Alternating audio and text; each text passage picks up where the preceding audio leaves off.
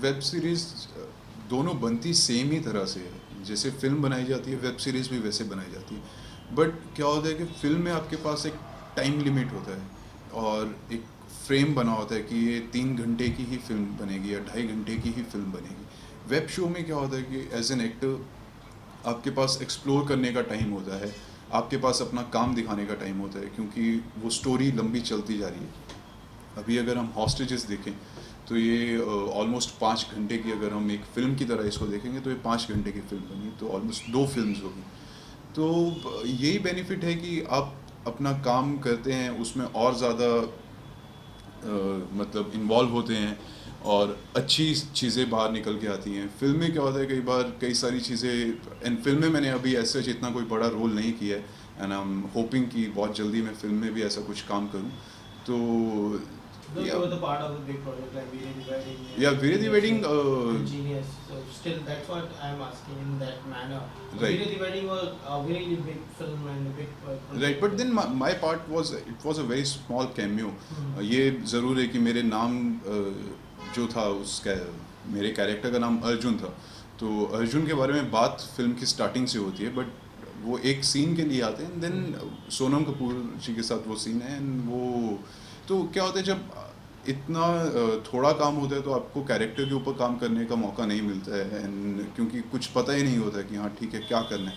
जब सीन्स ही नहीं हैं तो फिर उसके ऊपर काम भी नहीं हो पाएगा। तो यही है कि वेब शोज़ में अगेन डिपेंड करता है कि आपका रोल पार्ट कितना है, बट हाँ ये है कि जब आप वेब शो करते हो तो आपके पास पूरा एक, जिसको हम बोलते हैं कि वाइट बोर्ड ले लो, आप उसको गोला बनाते हो, उसमें कलर्स भरते हो, ये सब चीज़ें हैं। और रोल छोटा हो बड़ा हो, काम आपको उसी वे में करना है। अगेन वीरे दी वेडिंग में भी मैंने पूरा एक, चाहे एक सीन था उसके लिए मैंने पूरा अपना वर्कआउट किया कि क्या करना है, कैसे है, ये कहाँ से है, अच्छा अर्जुन अगर यूएसए में चला गया था तो वहाँ पे क्या करता था। तो ये सारी चीज़ें होती है थोड़ी बहुत जो कि सिमिलर ही हैं एज फिल्म्स में और वेब सीरीज़ में। I really want to do films now, क्योंकि मुझे लगता है कि अब मैं फिल्म्स के लिए थोड़ा, जैसे होता है ना कि Prepared. हाँ प्रिपेयर्ड हो, एंड कच्चा आम था वो पक गया है, तो अभी अब खाएंगे तो मज़ा आएगा। तो आई थिंक कि मैं प्रिपेयर हूँ फिल्म्स के लिए, and I really want to work for.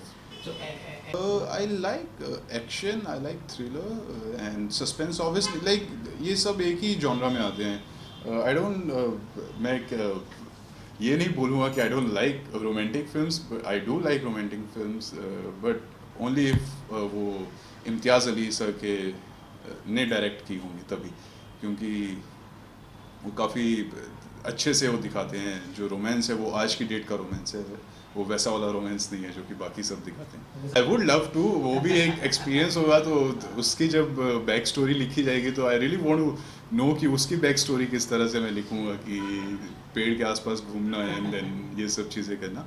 And काम काम है, तो I am just looking forward for work right now. So, I just wrapped one show for Applause Entertainment again, and it's a confidential right now. I cannot say the name, but then again, it's based on a gangster story, and वो मनाली के ऊपर, मनाली की एक story बताई गई है, और उसमें मैं मेन रोल कर रहा हूँ एज ए लीड।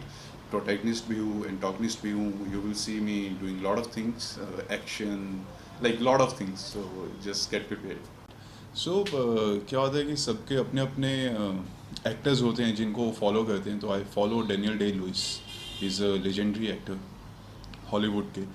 तो उनका जितना भी मैंने रिसर्च किया था इस कैरेक्टर को करने से पहले, तो काफ़ी सारा मैंने उनके बारे में पढ़ा कि वो किस तरह से एक कैरेक्टर में आते हैं। क्योंकि आप अगर उनकी फिल्म्स देखेंगे तो हर एक फिल्म में उनका डिफरेंट एक कैरेक्टर दिखता है आपको।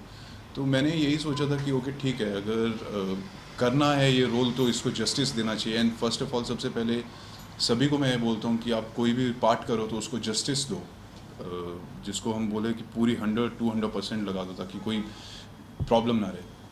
तो सबसे पहले 10 अप्रैल, मेरे को डेट्स थोड़ी याद रहती, नाम याद नहीं रहते।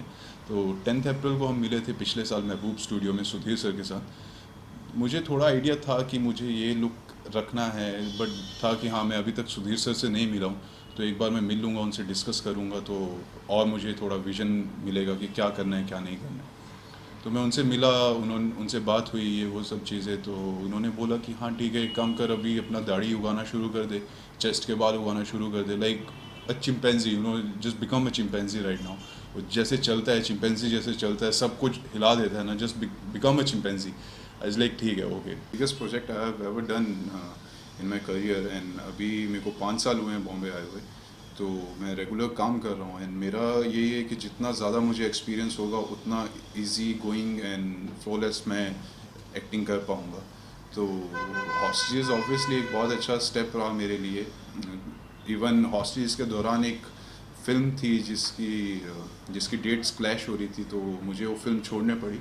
मैं नाम नहीं लेना चाहूँगा कौन सी फ़िल्म थी, बट अच्छा हुआ वो फ़िल्म छोड़ दिया मैंने, तो एंड मैंने हॉस्टेजेस किया। तो so Dilip, I start with Dilip sir. उनके साथ काम करने का मेरा एक ऐसा कुछ सीन नहीं है उनके साथ, but then I know he is a wonderful actor, एंड बहुत पहले से काम करते आ रहे हैं, उनको देख के हम बड़े हुए हैं, तो उनके साथ ज़्यादा शेयर नहीं कर पाए हम बातचीत, ना फिल्म्स के बारे में, ना अपने एक्सपीरियंस के बारे में। बट या रोनित सर के साथ तो काफ़ी सारी बातचीत हुई, एंड सेट पे जाने से पहले, मतलब अभी तक उनको मैंने बताया नहीं कि मैं उनका बहुत बड़ा फ़ैन हूँ, बट हाँ, उनकी एक्टिंग का मतलब काफ़ी बड़ा फ़ैन हूँ मैं। और जब मैं बोर्डिंग स्कूल में था तो मैंने उड़ान देखी थी उनकी एक फ़िल्म, तो उसने काफ़ी इम्पैक्ट छोड़ा था मेरी लाइफ में, और एज एन एक्टर उन्होंने भी एक इम्पैक्ट छोड़ दिया था कि हाँ ओके। एंड उसके बाद अगली आई, तो अगली अगेन, सो सी जब ऐसी फिल्म्स आती है या और ऐसा काम आपको देखने को मिलता है, तो आपको मज़ा आता है, क्योंकि एज एन एक्टर हमेशा कुछ ना कुछ आपको सीखने को मिल रहा है उस एक्टर से, उस इंसान से। तो उस रोनित